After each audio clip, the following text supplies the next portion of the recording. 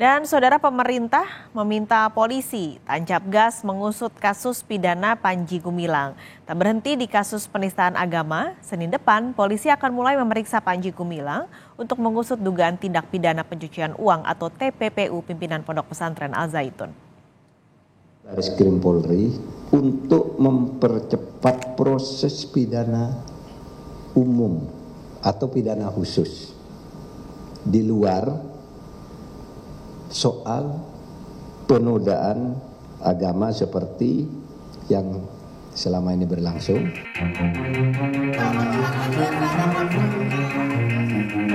Episode baru kasus hukum menanti Panji Gumilang. Kamis siang, dalam rapat koordinasi di Kemenko Polhukam pasca penetapan tersangka dan penahanan Panji Gumilang, pemerintah meminta Polri mempercepat proses hukum terhadap pimpinan Pondok Pesantren Al Zaitun ini. Tak hanya perkara penistaan agama, tapi juga soal dugaan tindak pidana khusus seperti pencucian uang hingga korupsi dan penggelapan. Tindak pidana khusus itu misalnya pencucian uang. Kalau tindak pidana umum itu misalnya pemalsuan, penggelapan, pencaplokan, dan macam-macam lah transaksi-transaksi. Ada juga tindak pidana khusus selain pencucian uang, korupsi barangkali karena menyangkut penyalahgunaan dana negara, supaya itu dipercepat paralel dengan yang sekarang sedang berjalan. Karena kasus ini bukan semata kasus penistaan agama seperti yang sekarang berlangsung. Tak perlu berlama-lama, Senin 7 Agustus mendatang, Bareskrim Polri memastikan akan memeriksa Panji Gumilang untuk mengusut kasus dugaan tindak pidana pencucian uang. Penyidik juga memanggil 16 saksi dalam kasus ini, mulai dari pengawas Yayasan Pesantren Indonesia yang mengelola Pondok Pesantren Al Zaitun, pengurus, hingga orang tua santri dan mantan simpatisan Panji Gumilang.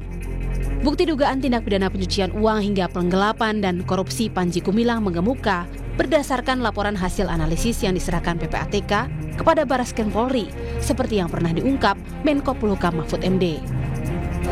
Iya, karena dari 1.200 hektar kekayaan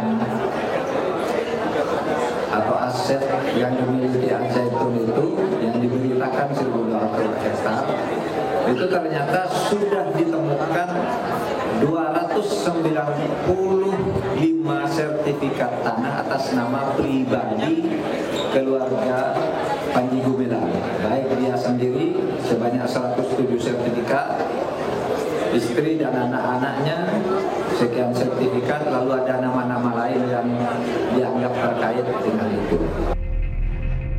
Mantan Wakil Bupati Indramayu Luki Hakim yang pernah diperiksa terkait dugaan penistaan agama Panji Gumilang juga sempat heran soal kekayaan Al Zaitun. Saya bilang heboh karena memang semua serba besar. Ini pesantren terbesar se-Indonesia, tanahnya besar sekali. Al Zaitun ini juga pembayar PBB terbesar di Indramayu. Dan bayar listriknya pun mahal. Jadi saya pengen tahu kenapa listriknya bisa mahal. Terus buat apa lahannya besar? Ternyata ditunjukin tuh lahannya dipakai untuk bertani secara modern, secara tersusun sistemnya lebih baik, peternakannya ada, dan lain-lain. Selain itu, PPATK juga telah memblokir 256 rekening yang diduga terkait dengan Al Zaitun dan Panji Gumilang. Dari hasil pengusutan, Panji Gumilang dan pihak-pihak terkait memiliki transaksi dengan nilai super fantastis mencapai 15 triliun rupiah. Tim Liputan, Kompas TV.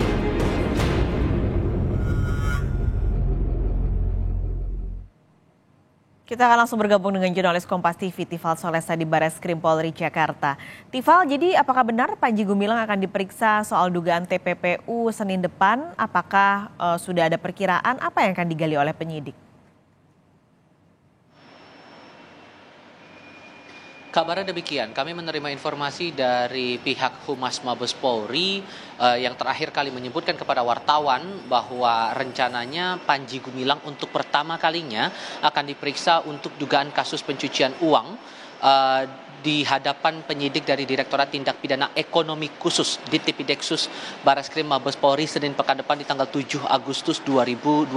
Sehubungan dengan apa ini? Yang jelas ini masih berkaitan langsung dengan salah satu bukti yang dipegang oleh penyidik yang berkaitan langsung dengan dugaan pencucian itu, dugaan pencucian uang maksud saya ini berkaitan dengan laporan atau hasil analisis dari Pusat Pelaporan dan Analisis Transaksi Keuangan atau PPATK yang menemukan adanya dugaan transaksi mencurigakan termasuk aliran dana masuk dengan besaran 15 triliun rupiah. Itu laporan atau LHA itu kemudian diserahkan dari pihak PPATK kepada penyidik Barreskrim Polri untuk kemudian ditelusuri lebih lanjut.